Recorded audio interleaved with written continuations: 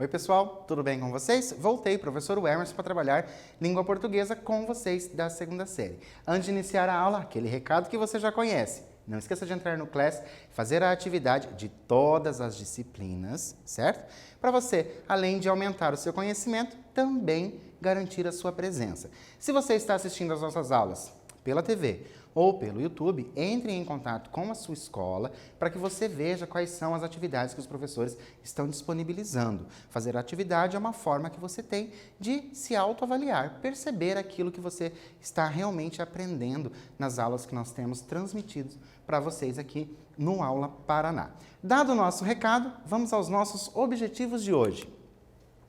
Ler textos compreensivamente, interpretar texto com auxílio de material gráfico, identificar a finalidade do texto a partir do gênero textual, localizar informações explícitas em um texto e analisar a estrutura do gênero textual. O texto de hoje, esse gênero que nós vamos trabalhar hoje, vocês já viram algumas vezes, nós vamos rever, relembrar um pouco desse texto.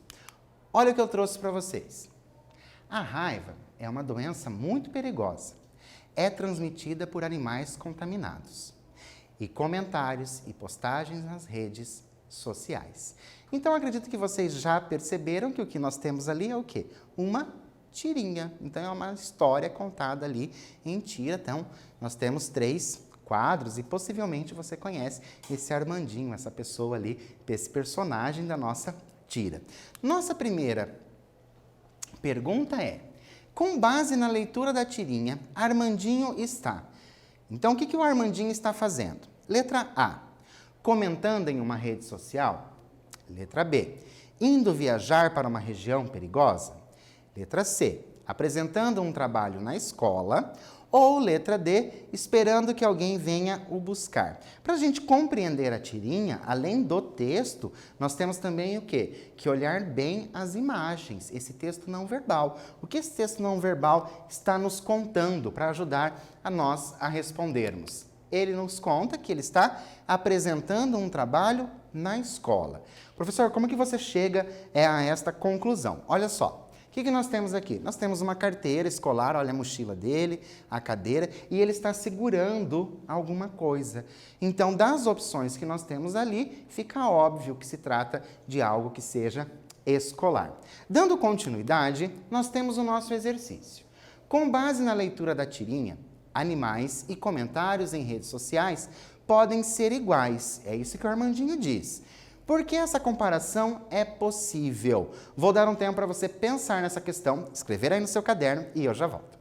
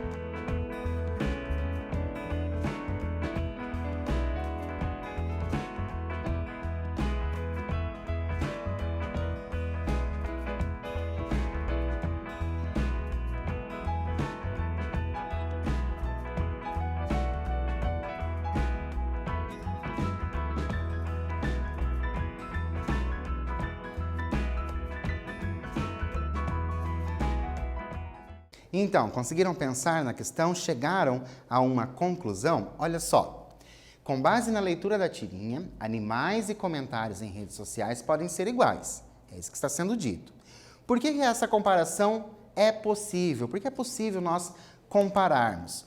Porque tanto os animais quanto os comentários em redes sociais podem estar contaminados pela raiva, que possui dois sentidos: a doença raiva, e também o sentimento. Então é por isso que nós temos aí essa comparação, animais e comentários. Interessante nós fazermos essa leitura da tirinha. Lembrando que as tiras, elas têm o quê? Elas têm algo em comum. Elas fazem você pensar, elas tratam com ironia, algumas vão tratar com humor, algumas situações que são situações até mesmo corriqueiras. Então é bem interessante, tirinhas, né, histórias em quadrinhos, esses gêneros textuais é muito comum cair em avaliações externas, como o Enem, por exemplo. Por isso que é bem interessante você ter essa prática de leitura e compreender o que essa tira quer dizer. Continuando, eu tenho mais uma tira. Não posso, filho, preciso ganhar dinheiro. Vou indo, querida, que... Pai, quanto custa meia hora do teu tempo? Olha que interessante essa conversa da criança com o adulto. Se nós prestarmos bastante atenção, ele começa já com não posso. Por que ele não pode? Porque precisa ganhar dinheiro.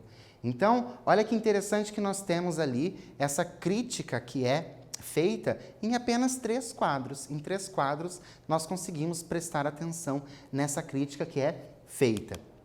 E o nosso exercício é: sabemos que a tirinha é formada pela linguagem verbal e não verbal de modo inseparável. O que isso quer dizer? Que funcionam juntos. Eu tenho tanto o texto verbal, a parte que é escrita, como o não verbal, que são as imagens. Então, eles são inseparáveis, eles funcionam juntos. Assim, qual é o efeito de sentido produzido pelo objeto nas mãos de Armandinho no último quadrinho? Percebam que ele está segurando alguma coisa. Qual é o efeito de sentido produzido ali por esta imagem? Vou dar um tempo para você responder no seu caderno e eu já volto.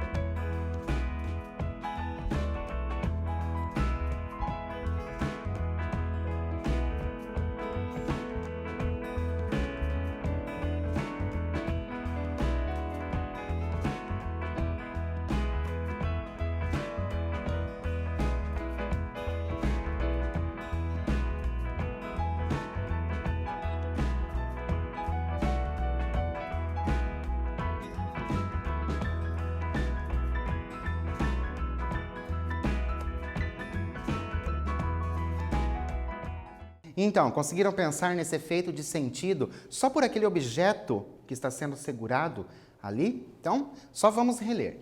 Não posso, filho, preciso ganhar dinheiro. Vou indo, querida. Que? Pai, quanto custa meia hora do teu tempo? E ele está segurando ali alguma coisa. Que efeito de sentido produz. Sabemos que a tirinha é formada pela linguagem verbal e não verbal, então a gente tem que pensar também naquilo que ele falou, certo?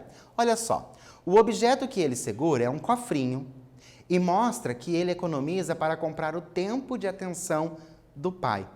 O efeito produzido nos leva a pensar nas relações familiares e o quanto nos dedicamos a quem amamos. Olha que interessante essa tira. Então, para você refletir, pensar nessa relação de tempo, né? O tempo que você gasta fazendo aí, passando tempo com a sua família, fazendo coisas com a sua família. Será que você é daquelas pessoas que está sempre ocupada e fazendo alguma coisa e não tem tempo? Então, é bom a gente sempre refletir sobre essas questões. Depois nós temos mais um exercício que diz assim: quando o adulto pergunta ao menino se ele esqueceu dos vizinhos, espera que o menino responda como? Olha a nossa tirinha. Armandinho, esqueceu dos vizinhos? Claro que não. Até aumentei para eles ouvirem. Olha só como o Armandinho é esperto. E então, olha só. O que ele espera como resposta? O que ele imagina que vai ser a resposta? Vou dar um tempo para você pensar, escrever aí no seu caderno e eu já volto.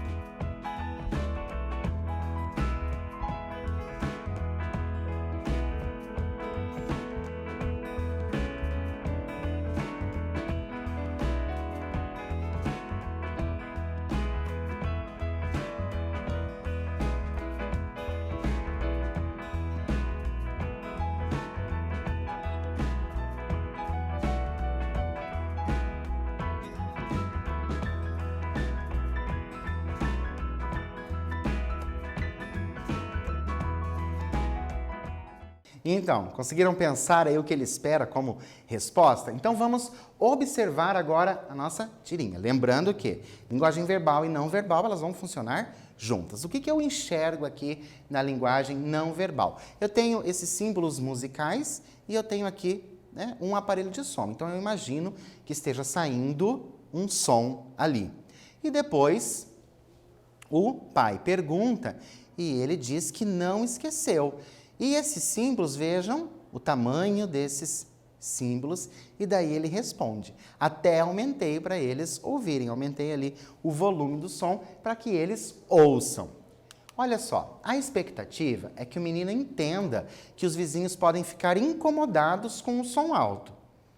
Mas acontece exatamente o contrário, e ele entende que não esqueceu dos vizinhos, pois aumentou o volume para que todos ouvissem. Essa quebra de expectativa chamamos de humor. Lembra que eu falei agora há pouco para vocês? Muito comum nós encontrarmos ali na tira o quê? Humor, ironia. Então nessa nós temos o humor. E o que causa o humor?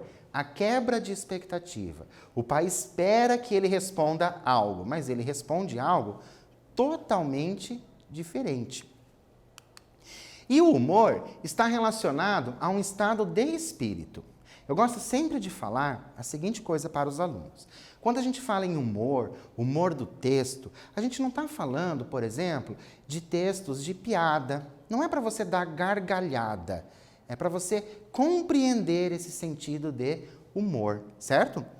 Na psicologia, na biologia e em várias outras áreas, há diferentes acepções e especificidades para o humor.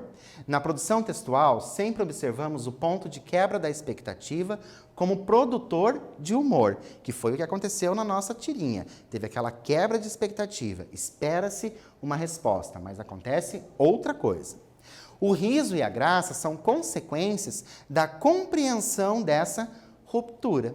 Conseguem compreender? Então eu vou fazer a leitura e vou entender esse humor. Quando que ele vai acontecer? Normalmente ali com a quebra, certo? Da expectativa. Então não é para você gargalhar e depois você dizer, mas eu não achei graça. Porque algumas vezes a gente pensa em graça como uma piada, por exemplo. Mas não, ali eu tenho um tom de humor.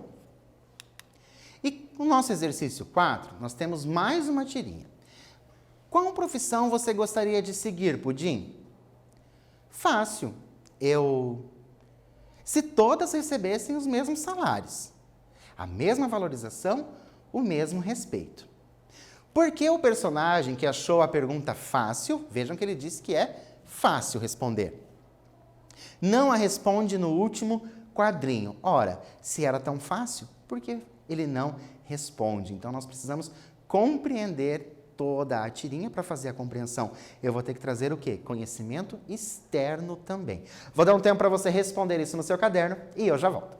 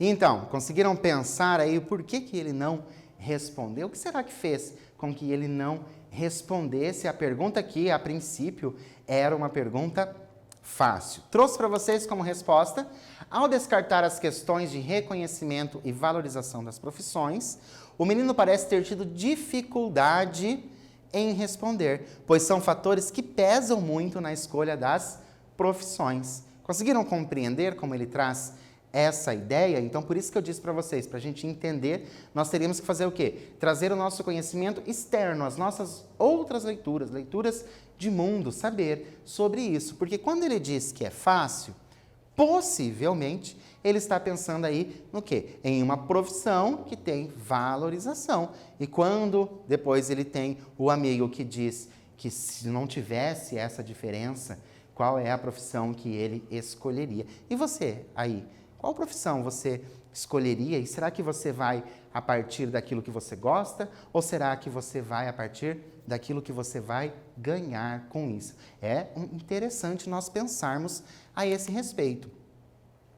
Aqui, olha só, nós temos qual é a diferença entre reconhecimento e valorização, que são, né, argumentos ali que o Armandinho diz, né? A mesma valorização e também o mesmo respeito. Então, qual é a diferença entre reconhecimento e valorização? Quais são as profissões mais reconhecidas e valorizadas? Então, eu vou dar um tempo para você refletir, responder essas questões no seu caderno e eu volto para a gente continuar.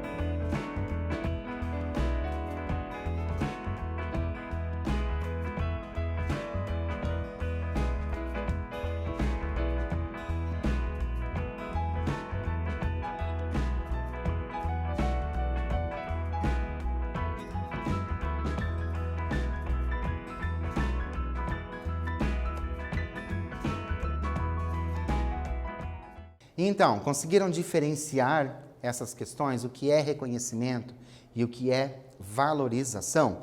Trouxe para vocês a seguinte coisa. O reconhecimento está ligado a uma recompensa, a um prêmio pelo que é feito.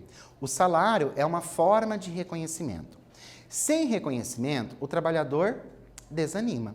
A valorização não estaria ligado ao lado financeiro, certo? Mas as atitudes dar valor ao que importa.